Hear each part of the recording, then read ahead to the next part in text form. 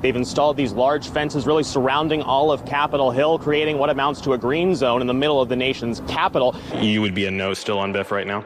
Good evening, Earl. A lot of moving pieces. I've been likening it to a juggler you might see at the circus where they're trying to balance all the plates. Well, at least one of those plates is now off the table of what they have to worry about. This misinformation, disinformation that continues to spread, and the president is perpetuating in his own comments there, is adding fuel to the flame of what's going on right now in front of the Capitol building. The press secretary indicated earlier that they had still not talked, Cuomo and Biden, since the AG report was released, and she also said the White House was not given a heads up that this announcement was coming. Just to kind of orient you as to where we are, behind me is the Capitol building. They are heading in the direction of the White House, which of course has been ground zero for the protests here in Washington over the past week. What does this mean for intelligence, for security in that region going forward? Biden suggesting today we need to reorient our global worldview. Well, let's just start with the historic nature of this campaign. You had one candidate that for a period of time wasn't even on the campaign trail, that being the man who is declaring victory tonight. Could that flexibility include moving events elsewhere if the case counts continue to rise in Florida, even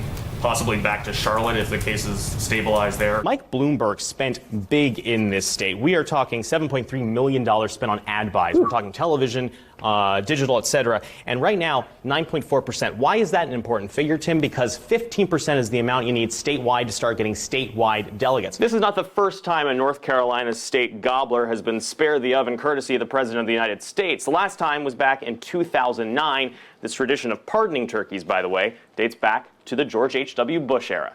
A return visit for the mayoral frontrunner. Listen, I'm a Boy Scout.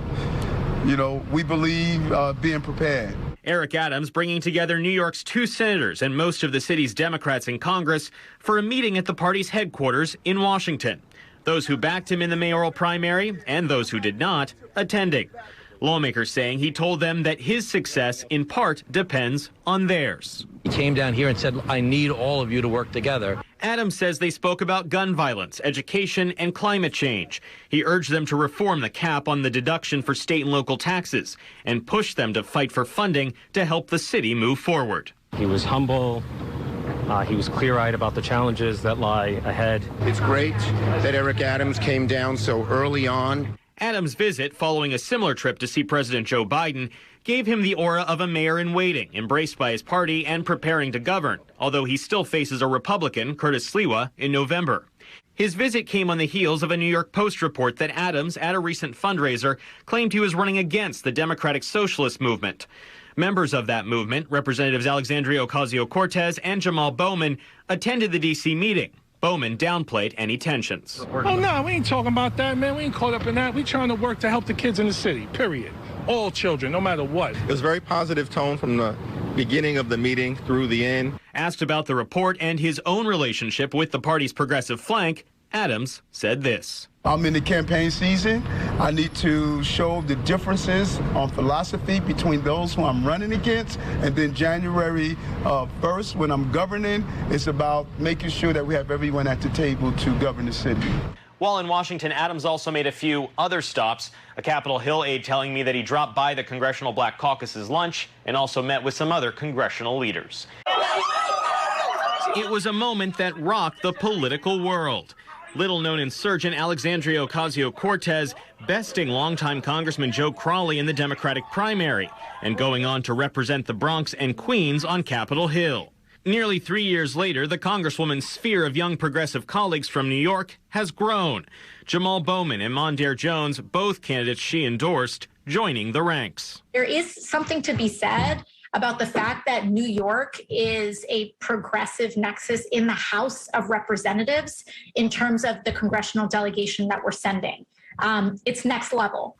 Over the first few months of this term, Ocasio-Cortez and Bowman have frequently teamed up, pushing to fund an anti-gun violence program at Jacoby Hospital in the Bronx, and criticizing Israel during its deadly conflict with the Palestinians in May.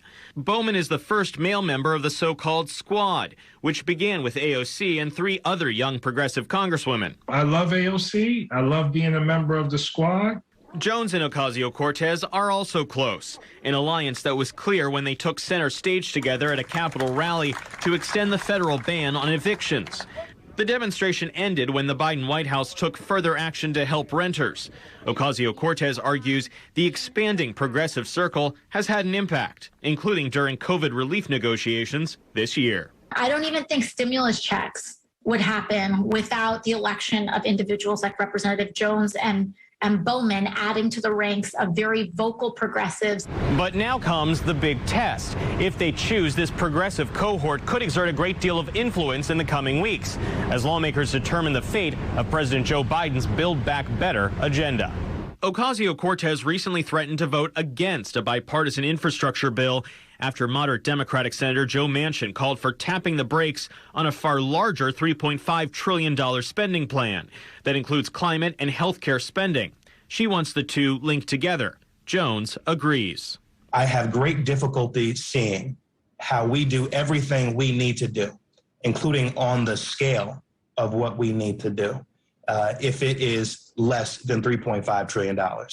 Now, with the House so closely divided, the votes of Ocasio-Cortez and her expanded group of allies could be make or break for Biden. Cheryl, we were the first to report the existence of this letter, and now we know that all of the New York City Democrats representing the city in the House of Representatives here in Washington signed on to it, requesting that the Biden administration intervene in the situation playing out at Rikers, and also asking for the Department of Justice to launch a civil rights investigation into the conditions at that jail. Now, the lawmaker that spearheaded this is Congressman Richie Torres from the Bronx. He told me in an interview earlier today that it's becoming increasingly a situation where being sent to Rikers amounts to a death sentence for those never tried and never actually convicted. The humanitarian crisis that has taken hold at Rikers Island is not an accident. It was not an inevitability. It's a consequence of mismanagement and malign neglect, because the city cannot be trusted to manage the situation on its own without federal oversight and scrutiny.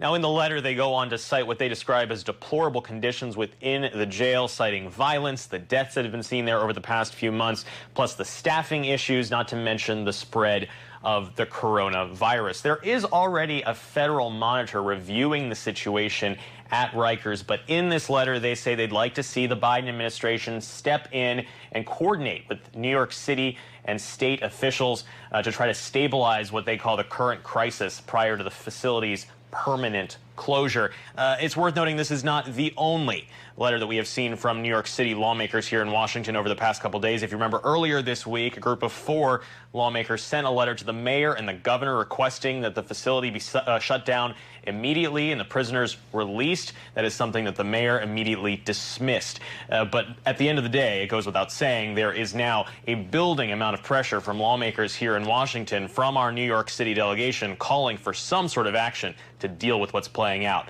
at Rikers. Cheryl? It's like in a little lockbox, you know. I can put it away until I start seeing coverage of it again. The memories of that day still all too vivid. Judy Gunther was working as a senior executive in the Pentagon and was in her office watching television as the second plane struck the Twin Towers. She then headed off to a meeting. And I said, they could have done that here, but I wasn't really thinking they were going to. Moments later, Flight 77 slammed into the building. Because of her meeting, she was on the other side of the massive complex. And I knew it was a plane as soon as I felt that building go whoof. I really did. I was sure it was. I mean, you couldn't see the 2 hit the World Trade Center and not think that was a plane that hit us. Gunther says the evacuation that followed was not panicked, though to this day she can't remember which route she took to get out. Hallways and exits blocked. She eventually managed to get home, but not before seeing the dark smoke rising over the building. I went to bed that night thinking somebody wanted to kill me today, you know. Among the dead were people she knew, including Colonel David Scales. Bright red hair, really vivacious, very lively and fun. And I didn't know he was a concert pianist and another music major until I saw his obituary. My office was here on the 6th corridor. We took Gunther back to the Pentagon ahead of the 20-year anniversary. Now retired, she says there are ways the horrors of that day still linger in her life. She hates being confined in a crowd. And I think it's because we couldn't figure out how to get out of the building. I feel like I have to be on the edge of a crowd so that I can make a hasty retreat. America, she says, has changed too. Our country's probably stronger because of what we went through. The people that were actually there will never forget it.